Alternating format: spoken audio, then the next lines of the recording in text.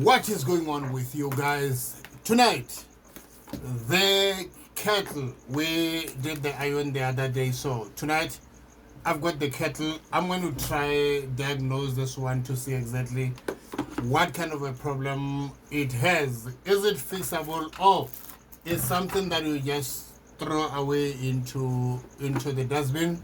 Usually the one that would have to throw away would have to be a kettle whose element is dead. Now this kind of a kettle is so easy to open, doesn't have screws all over like all the others, like this one for example. This one is littered with screws, but this one doesn't have screws, and so it will have this little holes here.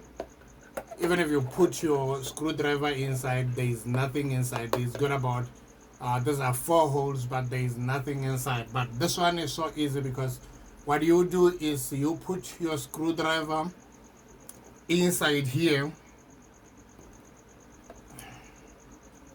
Somehow you should find some little space inside here and just drag this thing out.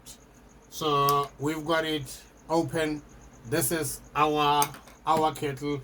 This is where we are going to try and diagnose our problem, because we put it on, it doesn't go on. So let the job begin.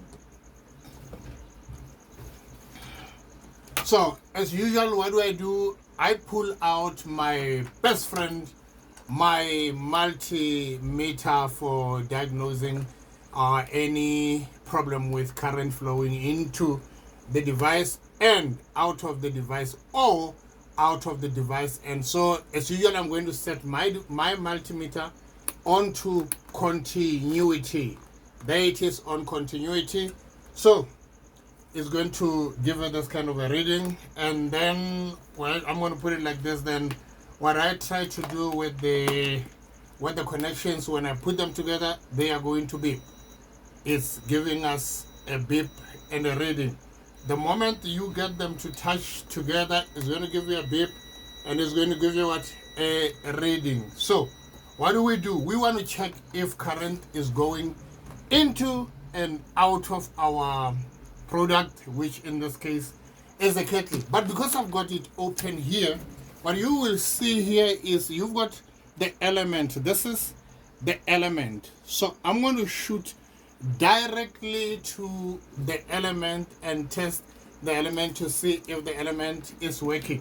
I'll try to bring it as close as I possibly can to you so that you can see. So I'm going to put my connections here and here. That is my element. So the first thing I'm going to do is I'm going to test my element. Is my element working? So there you are.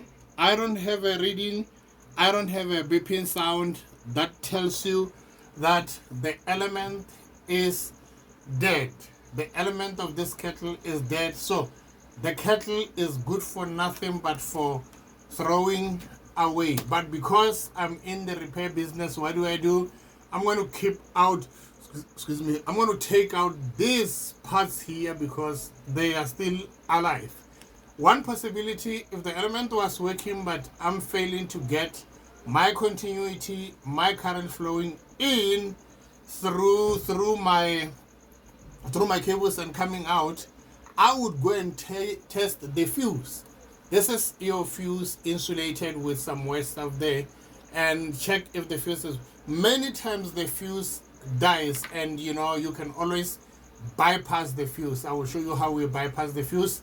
Or you can simply buy a new fuse. A fuse is not expensive. You'll probably pay 2 rands or 3 rands or 4 rands and replace the fuse, and say to the customer, give me $100. You only spent 4 rands. You've made your profit. You give the customer back their kettle, and this time it is working. And so, as I said, the element of this kettle is dead. It's just good for throwing away. I am going to throw it away. I'm just going to remove these parts in case I'm going to need them, and I am going to throw it away. Now what I do is I turn off my multimeter, because I'm done now with diagnosing the problem with this kettle. Thank you guys for watching. I will see you guys in the next video. I really appreciate you guys tuning in. It motivates me so much. Please stay tuned for another video.